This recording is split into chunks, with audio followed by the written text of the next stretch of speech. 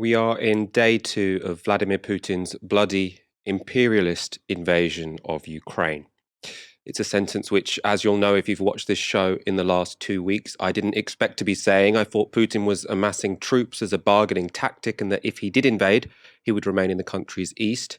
Instead, as we speak, Russian troops have entered Ukraine's capital, Kiev. This is an all-out brutal war. Tonight on the show, I speak to experts from Ukraine, Russia, and the UK. We do want to know your comments and your questions. You can tweet them on the hashtag TiskiSour or put them in the comments below. Russian forces have entered Kiev. The incursion followed this appeal from Vladimir Putin to the Ukrainian armed forces to overthrow their own government. Once again, I appeal to the Ukrainian armed forces.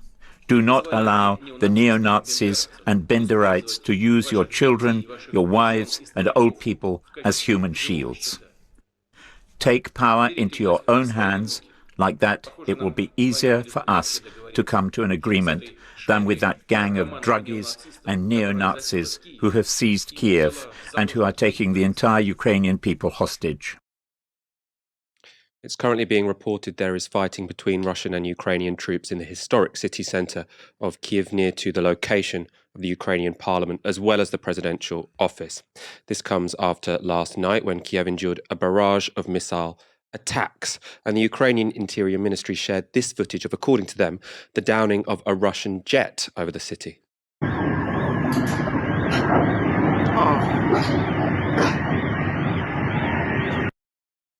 This map shows how Russian troops approached the capital. As you can see, the Russians are moving in a pincer formation, moving from Belarus in the northwest and Russia in the northeast. By lunchtime, Russian forces were seen entering the northern suburb of Obolon. This footage from social media shows armoured vehicles moving through the largely residential area located just 9 kilometres north of the city centre. The Ministry of Defence's Facebook page urged citizens to defend the city as the Russians approached, posting, "We urge citizens to inform us of troop movements, to make Molotov cocktails, and to neutralise the enemy." And to that end, the Ukrainian government have been arming the citizens of Kiev and calling for volunteer fighters. Speaking to CBS News, a 44-year-old recruit said, "This is my country, I have my family here, and I have a duty to protect my family and to protect my country. And this is the duty of each and every Ukrainian. We will fight as much as we can. We will fight because we have our families, our country, and our lifestyle that we are not ready to give up." As Ukrainian forces took up defensive positions around the city, many residents fled danger. At Kiev's central railway station, shots were fired to disperse crowds.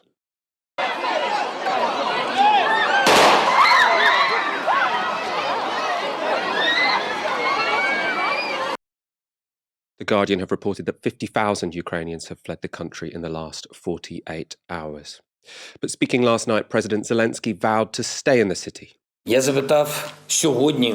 Today, I have asked 27 European leaders whether Ukraine will be in NATO. I have asked directly. Everyone is afraid. No one answers. But we are not afraid. We are not afraid of anything. We are not afraid to defend our country. We are not afraid of Russia. We are not afraid to talk to Russia. Sadly, today we lost 137 heroes, our citizens. 10 of them were officers. 316 people have been wounded. They have not surrendered. They will all be awarded posthumously the title of the Hero of Ukraine. Let those who gave their lives for Ukraine be remembered forever. I remain in the capital. My family is also in Ukraine. My children are in Ukraine. They are not traitors. They are citizens of Ukraine. According to the information we have, the enemy has marked me as target number 1, my family as target number 2.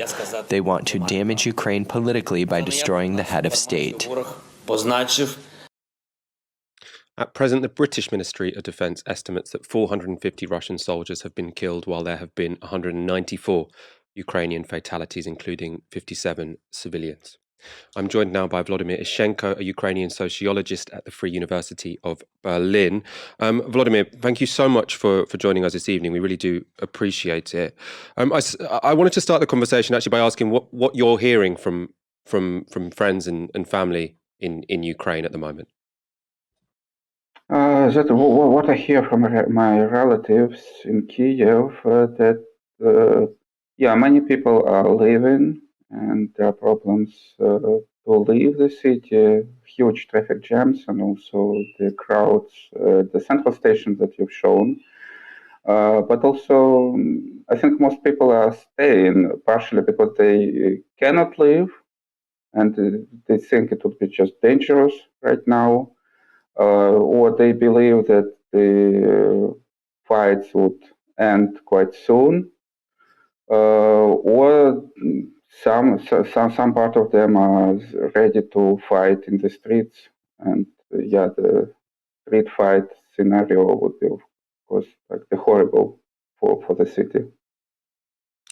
Obviously, it's a horrible choice to have to make. Do you leave? Do you stay and hope the fighting is short, or do you take up arms? And obviously, Zelensky at this point is very much encouraging people to stay and fight and to take up arms. What's your perspective on that decision on his part? I mean, on the one hand, obviously, these people have every justification and every right to do this. At the same time, a long guerrilla war could have appalling humanitarian costs. Yeah, that's a difficult choice he has to make, and like we need to acknowledge that he is staying in the capital in Kiev, and he doesn't leave the city because before the invasion started, I read some opinions that the only reason that Ukraine denies the probability of the invasion, as they actually do, that they would just take the flights from Kiev in the first hours and leave the country, and they would betray it. And we need to acknowledge that the government is staying in Kiev, and so far they are ready to lead the resistance. They are also ready to talk to Russia, but as probably know now, Russia is pushing for quite harsh demands to start the talks. And I'm not sure they would ready so far. And of course, the sooner the talks would start, the more lives would be saved and less destruction would be. And the question, of course, would be about the military balance. Maybe Zelensky is indeed hoping for massive resistance, and today, so far, we've seen not so much advance by Russian troops, at least to the extent I could follow the news. The advance in the first day was much further and more territories occupied, and this day it looks like kind of like stagnation on many front lines, except of the advance to Kiev, and it could be the first target they would want to take, and then maybe either to force Ukrainian government to surrender or to install a pro-Russian government, and then hoping for surrendering the parts of Ukrainian military and other cities, so they would not. So that the Russian army would not need to assault them. But it's really difficult to predict how the fights would continue. I mean, it's an impossible choice, it's a possible position to be put in. Let's take a look at a map of, this is from the New York Times, sort of showing where the latest troop movements are.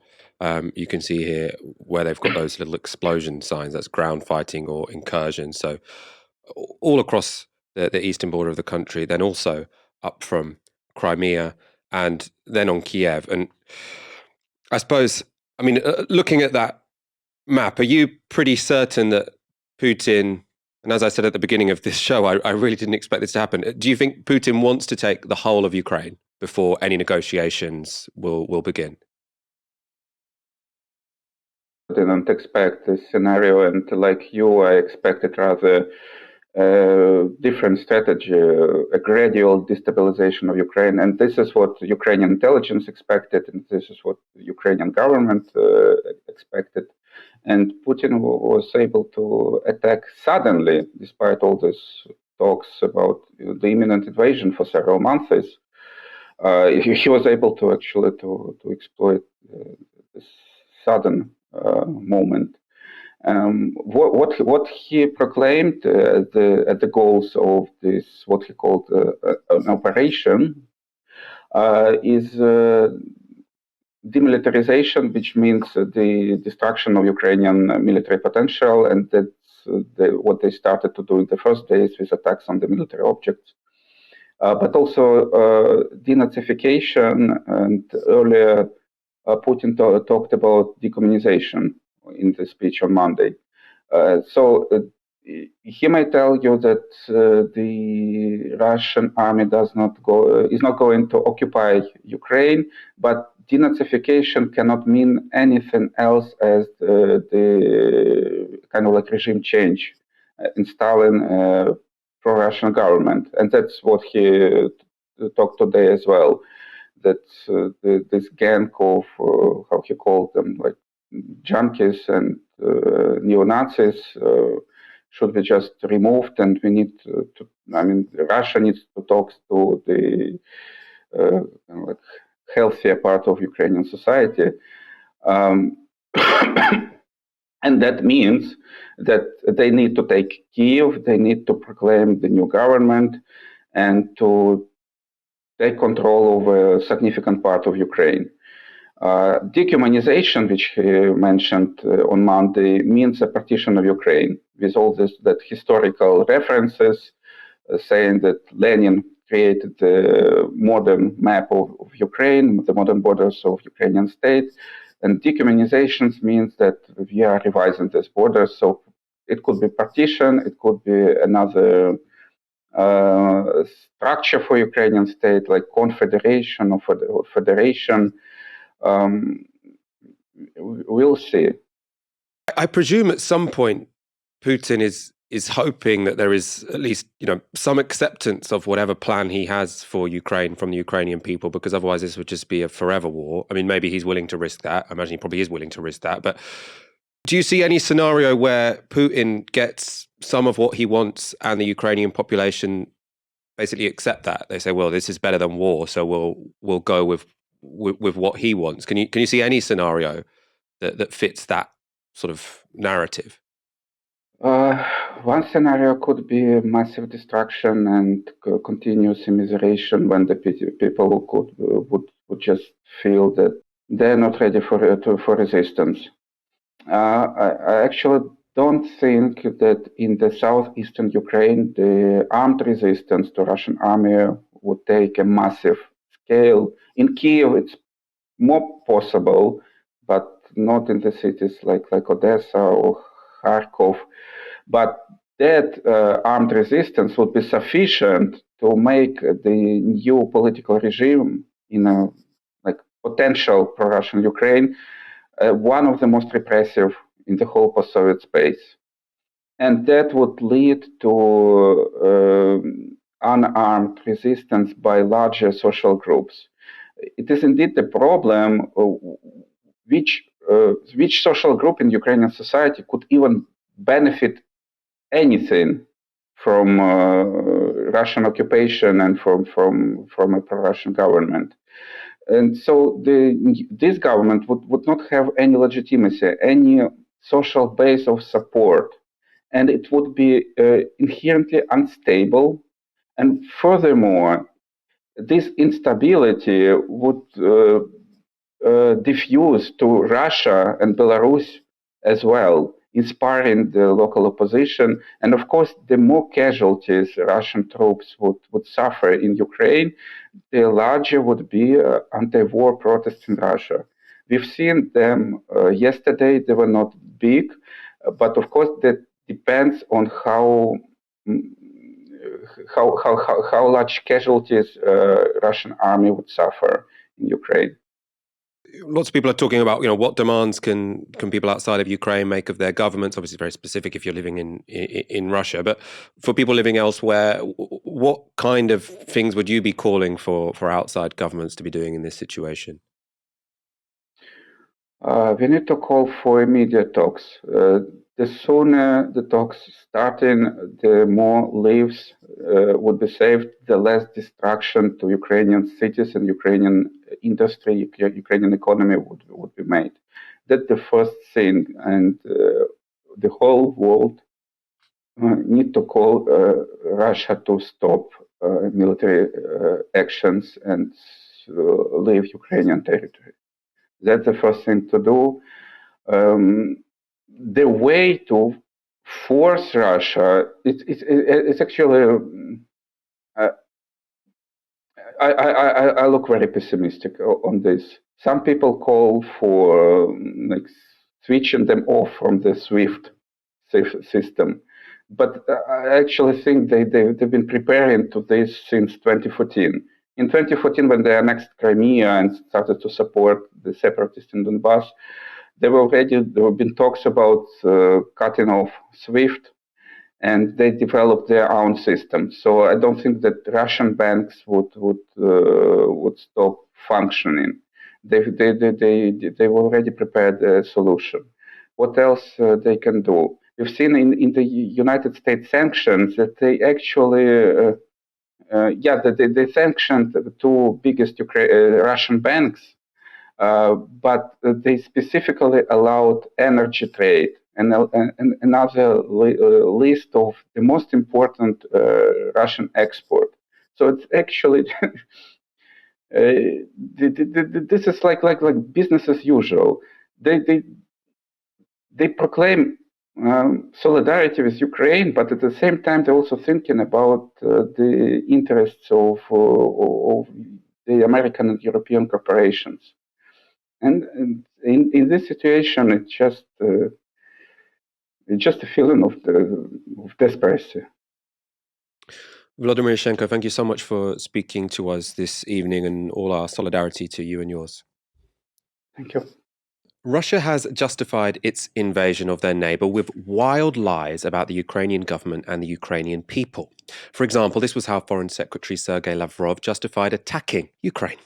We see no chance of recognizing a government as democratic that uses genocide against their own people. The goal of this operation is there in the open, to demilitarize and denazify, because constant torch marches, constant honoring Nazi officials, introducing Nazi habits as part of these so-called volunteer battalions. So the case for war is that Ukrainians are genocidal neo-Nazis. Of course, there are some neo-Nazis fighting in Ukraine, but they're a tiny minority. Ukraine's president is Jewish, and there is no genocide. Thankfully, despite Putin's control of the airwaves in Russia, there seem to be many Russians who aren't buying the lies. Despite the risk of arrest and violence at the hand of Russian police, hundreds have turned out to protest their country's invasion of Ukraine.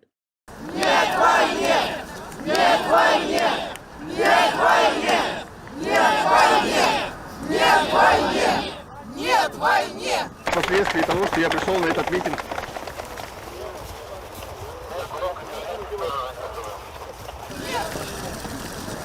Не трогать меня!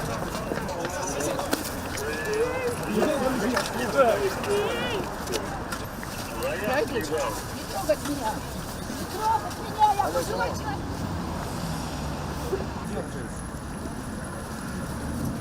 2,000 protesters have been arrested so far, and it's not just those you might expect who are rejecting Putin's war. BBC journalist Grigor Atanesian posted this. Today, I asked a Russian diplomat how he was doing. I don't know how to respond to this question, he texted back. I am disgusted with myself. I am sick with myself. I am ashamed that we all partially let this happen. We all lied. How can there be forgiveness for us? Some particularly surprising figures who have come out against the war. Lisa Peskova is the daughter of Putin's spokesman. She posted no to war on Instagram, though she quickly deleted it afterwards. Sofia Abramovich is the daughter of Roman Abramovich. She posted this. Russia wants a war with Ukraine. She's crossed it out and she said, no, Putin wants a war with Ukraine. Then it says the biggest and most successful lie of Kremlin's propaganda is that most Russians stand with Putin. Obviously, Roman Abramovich, a Russian oligarch considered very close to Putin. Also against the war is jailed Russian opposition politician Alexei Navalny. He used a court appearance to speak out against Putin's war. Radio Free Europe report Navalny, dressed in a prison uniform, said the war would lead to a huge number of victims, destroyed futures, and the continuation of this line of impoverishment of the citizens of Russia. I am against this war, he said, adding that Russian President Vladimir Putin bears full responsibility for the conflict and calling those who launched the war bandits and thieves. To find out more about resistance in Russia to Putin's war, I spoke to Ilya Matveev, a researcher and lecturer based in St. Petersburg. I started our conversation by asking about the personal risks taken by Russians when they go on these protests. There is a very high risk of being arrested by riot police, by ordinary police, by National Guard, by whatever police force is present. This can result in an administrative arrest of up to 30 days. And potentially for a small percentage of people, this can also result in a prison sentence. For instance, they would frame you for supposedly attacking a policeman. This results in a prison sentence. So in every major protest, several people would be sent to prison. And consequently, the risk is very high. The risk is very high because it could be 30 days in jail. It could be actually 1 year in jail, 2 years in jail, if they decide that you attacked a policeman. And in any case, I mean, for the majority of people, probably they managed to slip away from police. But I would say that maybe 20% of people were detained because overall, 2,000 people all across Russia were arrested for participation in these protests. Right, so it's arrests, and some of them will pay a fine, some of them will, serve several days in prison. Some of them might even receive criminal charges. So the risks are very high, I would say. What are the attitudes of the general public in Russia to this war? And I suppose how would we know what they are? It is difficult to say because, any kind of sociology is questionable in authoritarian regimes, right? So what people say and what they don't say in these circumstances, it's not really comparable to sociological polls in democratic countries.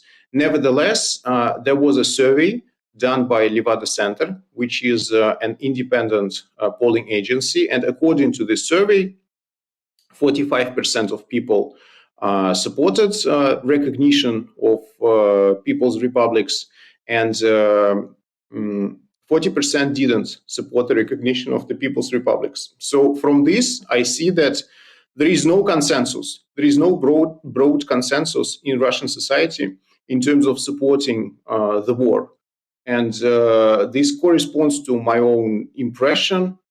Basically, it's impossible to find a person who would cheer and be enthusiastic about the fact that Russia is bombing Kyiv.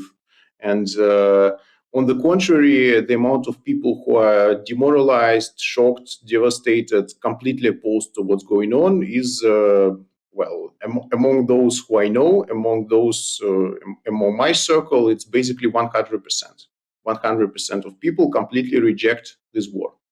Does that suggest that this decision from Vladimir Putin might have backfired? I know when Russia sort of annexed Crimea, that was a popular move. It seems like this isn't going to have the same effect.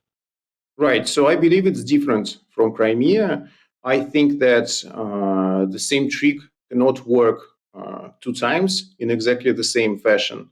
Furthermore, annexation of Crimea was not really, it did not look like a war. It was more or less peaceful, and only 1 or 2 people died during this whole operation. And this, on the contrary, is a real war despite the fact that on Russian TV it's called a special operation or something. So everyone understands it for what it is. It is war. Will it seriously destabilize the regime? It's currently hard to say, but I think that at least there is a tension. There is a tension in society, and there is a tension among the elites as well, because I don't see any real enthusiasm even among the national security establishment for this war. So from what I saw, the one person who is really, really determined to go to war, it's Vladimir Putin.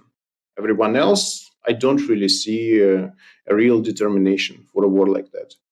And what developments do you think could affect Vladimir Putin's mind or get him to change his mind? Do you think sanctions from the West could work? Would he need to sort of come up against more resistance than he was expecting in Ukraine? Or do you imagine there could be some sort of popular movement in Russia which makes him change course or even topples him? So it's hard to say. I think that they did a kind of cost-benefit analysis, and they calculated the potential harm from the toughest sanctions that are possible in the current moment. So I don't think that sanctions can change Putin's mind. Also, I don't really see the possibility for a broad popular movement in Russia that can change his mind, because so to me, a really important case was invasion of Iraq in 2003. And despite the fact that millions of people went to the streets in the United States, they still pursued this invasion. And in fact, 80% of people actually supported it at the time. So street movements cannot really stop a war, unfortunately. Although I think at some point it can seriously, damage the legitimacy of a war. So a really important factor is China, and Chinese government actually expressed rather strong support for Putin's actions. From what I saw, from what they say, their position is that it's a complex situation, but we shouldn't blame only Russia, because NATO was expanded during the last years and blah, blah, blah. So China is actually supporting Putin. So I think that if China withdraws its support for the ongoing war, this will be serious, because this will mean true isolation without any serious allies, even sort of situational alliances on the world stage. So China plays an important role here. How do you think this war might affect politics in Russia? There's suggestions that this could be part of a move by Vladimir Putin, essentially to make what is a sort of managed democracy into more of a conventional dictatorship, essentially sort of not letting any elections happen in 2024 or making them even more rigged than they usually are. It's completely unpredictable. I think it's completely unpredictable. And what was called managed democracy was basically lost already, because 2 years ago, Putin changed the constitution, as you remember. And this was a brazen move that shifted political regime into the new territory of a much more open, sort of dictatorial kind. And so Russian regime was already extremely tough. And canceling elections altogether, I'm afraid it's possible. At the current moment, everything is possible, because I think that they can move into full emergency mode. So it's like state of emergency, permanent state of emergency. And during this permanent state of emergency, anything is possible. Any kind of repression, any kind of, tightening the screws of any kind is possible in this situation. No one knows. No one can see into Vladimir Putin's mind. But what's your impression of why he has made this incredibly risky decision? Do you think this is a geopolitical thing, that he was bitter about the West? Do you think this is him trying to shore up domestic support? Is it him terrified of a successful democracy on his border? Which of the various hypotheses which have been put forward do you find most persuasive?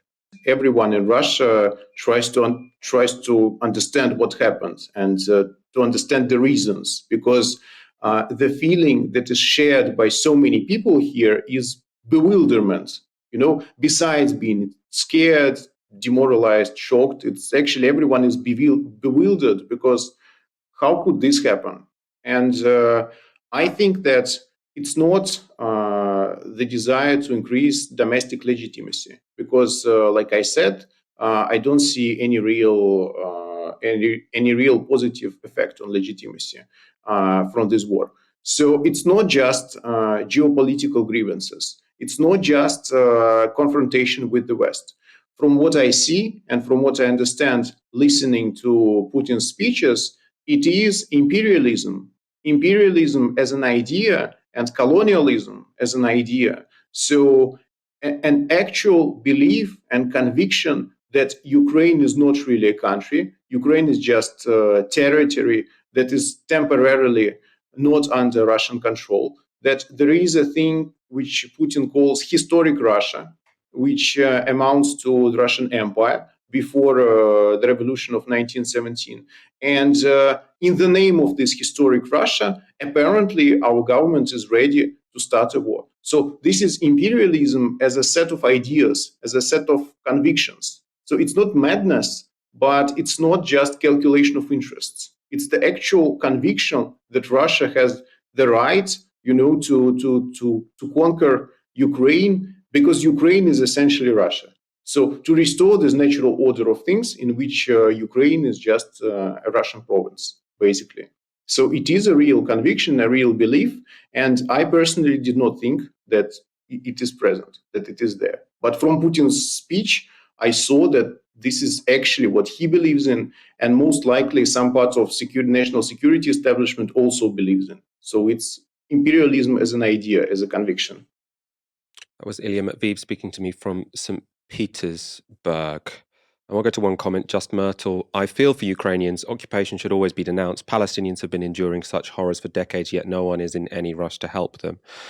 I think most of our viewers will recognize that while many of the people we're hearing now saying this occupation of Ukraine is a disgrace, they're absolutely right. They have been quieter when it comes to other conflicts. So it can be incredibly frustrating witnessing that kind of thing. Let's move on. Russia's invasion of Ukraine has been met with almost universal horror and condemnation. That this unprovoked war of aggression is unjust and grotesque is something on which we should all be able to agree. What follows from that condemnation, though, is more complicated. Should our support for the Ukrainians lead us to arm them so they can resist invasion, or will flooding the region with weapons just prolong an unwinnable war? Should we inflict painful sanctions against Russia so that its citizens feel the cost of war, or will that just punish the innocent and shore up support for Russia's quasi-dictator? Finally, if and when Russia can be brought to the negotiating table, what compromises should Ukraine be encouraged to make? Is an unjust peace better than endless war? For insight on these questions, I spoke to Mary Kaldor. Mary is Professor of Global Governance at the London School of Economics, and she has spent 4 decades researching conflict, warfare, and human rights. I started by asking Mary about the likely humanitarian costs of Russia's invasion. Well, I think they're very, very serious. I think this is a war. I mean, we've already heard this morning that estimates of Russian troops having been killed were between 450 and 800, and I expect a lot more have been killed by now. We also know that the Russians are targeting civilians, and we know they did that in Syria. They targeted hospitals, they targeted schools. So it's very, very worrying. And I think it's very worrying in the long term because the Ukrainians are resisting. And I don't think that means that they'll win. But what I think it means is that what we could see in Ukraine is a very long war, like we saw in Iraq and Afghanistan. You know, in a way, Iraq and Afghanistan tells us what are the problems of invasions. I wanted to talk about Ukrainian resistance because I feel like this is, one of the most difficult topics and the most confusing things really for me to understand, because there's obviously an urge in the West and anyone who's got solidarity with the Ukrainian cause to say, let's arm the Ukrainians. I know that Zelensky has said he's now arming any member of the public who wants a gun. Now, obviously, that's so reasonable. At the same time, I do worry that that will just extend the suffering and extend the war, given that Russia does have overwhelming force in this situation. How would you grapple with that kind of question? We do need to arm the Ukrainian resistance. I think we need to strongly defend Ukraine against really awful aggression from Russia. I think there are other things that we can do. And I think what hasn't been talked about nearly enough is the growing opposition to the war in Russia. I think in the end, this war will only be brought to an end by a combination of Ukrainian resistance and Russian opposition inside Russia. I suppose in that latter part of the question, what role can the West play? Do you think that sort of tough sanctions are the way to try and turn the Russian public against Vladimir Putin? Or is that just going to sort of shore up his support because people think the outside is against them? I think tough sanctions are important, but actually I would argue only if the Russian opposition is keen on them. You know, we've seen tough sanctions against Iran, we've seen tough sanctions against Venezuela.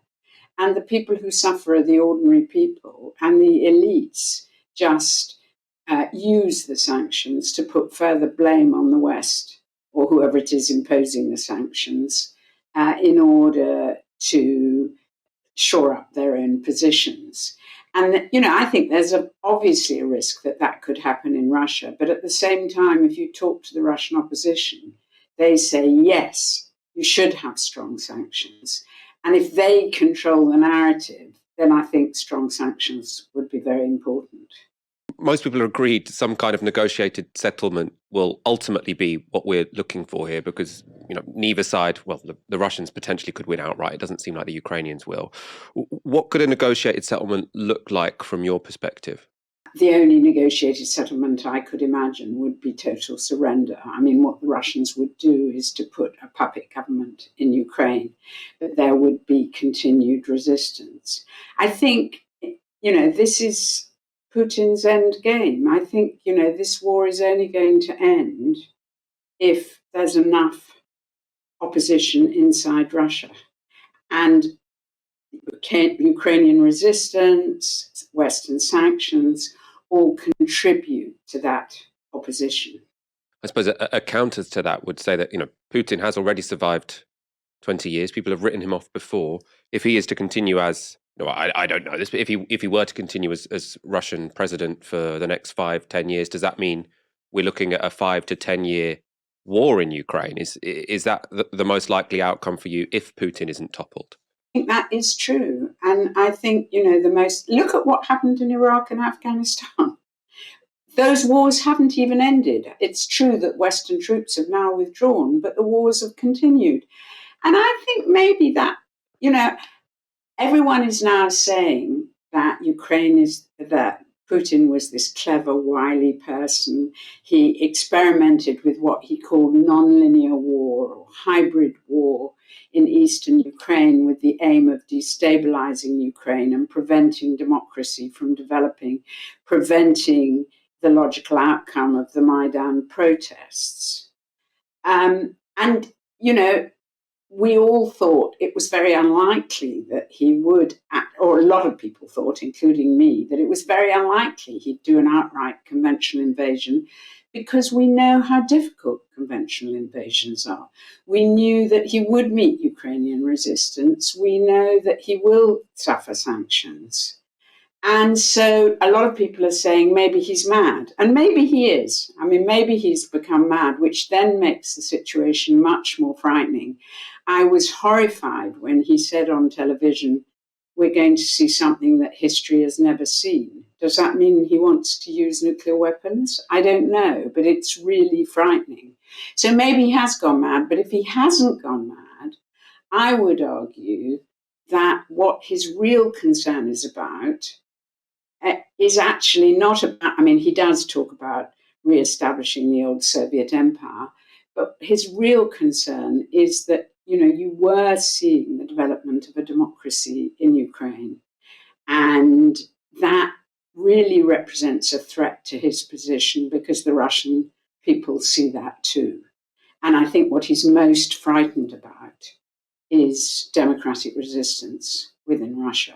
You know, what I sometimes think, if you think about Iraq or Afghanistan or Syria, these are wars that I spend quite a lot of time looking at. In a way, they're no longer wars. They're kind of social conditions in which people gain from violence, and you have continuing militia groups, armed groups, making money from violence. And that really was a way of suppressing democracy in these places. And maybe this is what Putin's aiming at. And what's your analysis of how we got to this point? I'm seeing lots of people saying this is because we weren't tough enough on Putin early enough. Other people saying this is because the West expanded NATO eastwards and put Putin in a corner. Where do you sit on that particular argument? Putin is typical of the new right-wing authoritarianism. It's a combination of crony capitalism, people who've made money out of stealing from the state, kleptocracy, ethno-nationalism and racism, and hyper-masculinity. And it's actually the same phenomenon that we see in Trump, we see in Brexit, we see in Bolsonaro, we see in Modi. And how did we get there? I mean, I do think NATO expansion was a mistake, but I think much more important was several decades of neoliberal policies. Somehow there was an argument from the market fundamentalists that if we liberalize and privatize, we'll turn Russia from being a centrally planned economy to being a bourgeois capitalist economy. Actually, we turned it into an oligarchic kleptocracy. And I think everywhere, neoliberalism has had very similar consequences. On the one hand, it's led to extreme social injustice and inequality. And on the other hand, it's led to crony capitalism, people making money out of contracts with the state, something we see here all the time. And, what I think is frightening is that Putin's, if you like, an extreme version of this, but it shows how that phenomenon can evolve. And that's why you need a much broader approach than simply talking about weapons and sanctions. We need to think about the whole socioeconomic system. In the face of Russia's war on Ukraine, the West appears largely impotent. That's not because they're underestimating Putin. In a press conference as Russian troops entered Kiev, NATO chief Jens Stoltenberg gave this warning. Yesterday, NATO allies activated our defense plans. And as a result, we are deploying elements of the NATO response force on land, at sea, and in the air to further strengthen our posture and to respond quickly to any contingency. The United States, Canada, and European allies have deployed thousands of more troops to the eastern part of the alliance. We have over 100 jets at high alert operating in over 30 different locations, and over 120 ships from the high north to the Mediterranean. The Kremlin's objectives are not limited to Ukraine. Russia has demanded legally binding agreements to announce further NATO enlargement and to remove troops and infrastructure from allies that joined after 1997. We are facing a new normal in European security, where Russia openly contests the European security order and uses force to pursue its objectives. The world will hold Russia and Belarus accountable for their actions. The West's dire warnings and strong warnings against Vladimir Putin have come with warm words to their allies. President Joe Biden had a Friday phone call with President Zelensky. Afterwards, Zelensky tweeted, "Strengthening sanctions, concrete defense assistance, and an anti-war coalition have just been discussed with POTUS," that's the President of the United States. "Grateful to America for the strong support to Ukraine." Now, reading that, of course, you never really know if a foreign president is actually happy when they say it's been a good call. It's obviously a diplomatic faux pas to put down the phone and say that was rubbish, I didn't get anything I needed. But my instant reaction from reading that is, what is an anti-war coalition? There was never going to be a coalition that was going to fight Russia here. And I don't think there should have been. But now we just see these endless headlines.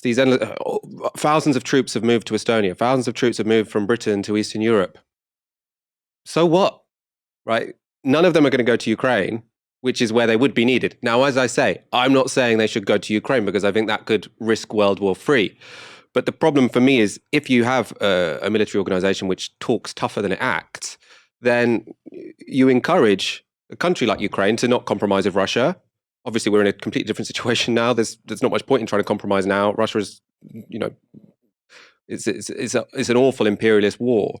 But I do feel like NATO have potentially led Ukraine down the garden path here. And now when they're in, their time of greatest need, which I do think they're partly in because of the decisions, because of the behavior of NATO, now you get just these warm words and not much else. Now, all this means, of course, without wanting to commit troops, the West are relying on economic measures to try to pressure Putin. This was Joe Biden announcing renewed sanctions last night. I just spoke with the G7 leaders this morning, and we're in full and total agreement. We will limit Russia's ability to do business in dollars, euros, pounds, and yen to be part of the global economy. We'll limit their ability to do that. We're going to stunt the ability to finance and grow the Russian military. We're going to impose and we're going to impair their ability to compete in high-tech 21st century economy.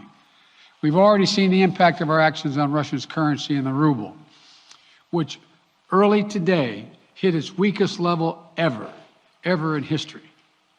The Russia stock market plunged today. The Russian government borrowing rate spiked by over 15%. In today's actions, we've now sanctioned Russian banks that together hold around $1 trillion in assets. We've cut off Russia's largest bank, a bank that holds more than 1/3 of Russia's banking assets by itself, cut it off from the U.S. financial system. And today, we're also blocking 4 more major banks. That means every asset they have in America will be frozen. This includes VTB, the second largest bank in Russia, which has $250 billion in assets.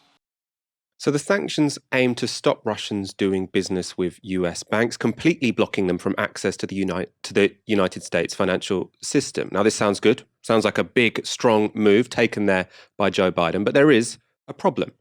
Russia's main export is energy, and energy, in all of these sanctions, gets an opt-out, right?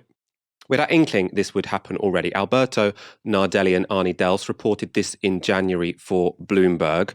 The German government has pushed for an exemption for the energy sector if there is a move to block Russian banks from clearing US dollar transactions, according to documents seen by Bloomberg. People familiar with recent discussions said other major Western European nations hold similar views. One official said that conversations since the documents were circulated suggest the exemption is likely to be part of a final package of penalties agreed with the US that would be deployed in the event that Moscow invaded Ukraine. So that's what was written in January. That's what's happened now. There was what sounds on the face of it like a very aggressive package of sanctions, but it has an opt-out for Russia's main export. Right? There's not much point in having a package of sanctions if you give an opt-out to their main export. We can look at the numbers. Why does this matter? Bloomberg have reported that in the 24 hours after Vladimir Putin signed a decree recognizing 2 breakaway Ukrainian territories, the European Union, the UK, and the US bought a combined 3.5 million barrels of Russian oil and refined products worth more than $350 million at current prices. On top of that, the West probably bought another $250 million worth of Russian natural gas, plus tens of millions of dollars of aluminium, coal, nickel, titanium, gold, and other commodities. In total, the bill likely topped $700 million. We've got the West talking tough. Yes, of course, we're not going to go in militarily. As I say, we shouldn't go in militarily, but at least we're going to stand up and impose real costs on Russia. They're going to regret this. They're going to regret this with all of these sanctions we impose on them, with an opt-out for their biggest export, and we are giving them $700 million a day. So next time you see Joe Biden stand up, next time you see Boris Johnson stand up, next time you see the Chancellor of Germany stand up, Scholz, they'll say, we are being incredibly tough. They are giving Russia $700 million a day, $700 million a day, while they go into all-out war against Ukraine. Is this because they're evil? Potentially it's because there are some fossil fuel profiteers who didn't want to disrupt that trade. I'm sure that's going on. What's more significant here, though, is that Europe didn't plan for this. So again, as I say, Europe didn't encourage the Ukrainian government to make compromises with Russia. Europe said, as I talk about often in 2014, they said, no, Ukraine, don't have a deal which means you are sort of both absorbed within the European and the Russian sphere of influence. Come to us wholeheartedly. We want you to sign an exclusive deal with us. Implicitly, we'll protect you if something goes wrong. What do? They remain completely dependent on Russian gas, which means that Russia has all of this leverage. Even when Russia has now invaded Ukraine, we're giving them $700 million a day. I've got one more graph for you. This is the reliance that European countries have on Russian gas. So you can see here how various countries are dependent on Russian gas. So for Austria, Finland, and Lithuania, Russian imports make up 100% of total gas imports. You can see there on the right to what extent this impacts their entire energy system. The most important one here isn't the one that's at the top, it's Germany. They use gas to produce 27% of their energy, and almost 60% of that comes from Russia. So they're the biggest customer. Italy also a big deal because you can see there, it's another big country, of course. They get 31% of their energy from gas, and 40% of that gas, or 40% of that imported gas, from Russia. You have a situation where, we haven't known that exactly this was going to happen. I'd be a fool to say that, because I've been saying last week that there wouldn't be a full-scale invasion. I think probably what's happening is that Putin is trying to increase his bargaining power. Obviously, that's not what's happened. We're faced now with a full frontal imperialist war. But if you were going to talk tough like NATO do, like the EU do, then you should prepare to be able to protect your supposed ally when they are in their time of need. And what has happened? Europe has done nothing to wean itself off gas over the past decade. In fact, because Germany moved away from nuclear and because many countries have moved away from coal, rightly, of course, they're more reliant on gas than they were in 2014. So talk tough and then give the Russians $700 million a day. That's what we're looking at. What were the Russians doing while the Europeans were completely incapable of planning for any kind of situation like this? They were preparing. So you can see here on this graph, you've got the foreign debt of Russia and the international reserves of Russia. International reserves is basically your piles of cash in foreign currency, so the dollars that your central bank has. Now, as you can see, in 2014, so that was when there was the first conflict over Ukraine, when Russia annexed Crimea, their debts were way, way, way larger than their foreign exchange reserves. So their debts were right up there at 700 billion. Their foreign exchange reserves were below 500 billion. So you can see there, if the screw was turned on them financially then, it was a little bit, but not to the extent that we're claiming it is now. If the financial screw was turned on them then, they might have had to default. That could have been very significant. Their debts outweigh their reserves. If they're not getting any new cash, then they're not going to be able to pay back those debts. The situation they're in now, their international reserves have massively increased and their foreign debt has massively decreased. So Russia has prepared for this situation. They are in a space where they think they can take whatever the West throws at them. If the West throws all of these financial sanctions at them, they can take that easily enough. They can continue. They've got their goal. Putin wants to control Ukraine. He's sitting on enough cash that he doesn't need to worry too much about sanctions. And most importantly, he's still getting foreign reserves. He doesn't just have to rely on this pile of foreign reserves because, as I've said, we're still sending Russia $700 million a day. And that's because Europe didn't prepare. Europe didn't wean itself off gas. Russia did. So while we talked tough and said we were Ukraine's friend and we'll defend you in your time of need, we weren't able to do any of that. And that's why I think if you're going to talk tough, if you're going to say don't compromise, you need to be able to back up those claims. And what I find, awful, the consequences are awful, is that the West has talked tough and it hasn't done the work that means it can now stick up for Ukraine. Obviously, I don't think that should be via military means because that would lead to World War III. But at the least we could have done is to have put ourselves in a position, in a situation where when Russia invades an ally, we're not sending them $700 million a day. We will, of course, be talking about this topic all of next week, I imagine. If you do happen to be watching from Ukraine, or if you have any Ukrainian friends and family, all of our solidarity to you. This is an appalling, grotesque imperialist war. Ukraine has been let down by everyone. And, I can't really bear to think about what is going to happen over the weekend before we come back on Monday. But for now, you have been watching Tiski Sour on Novara Media. Good night.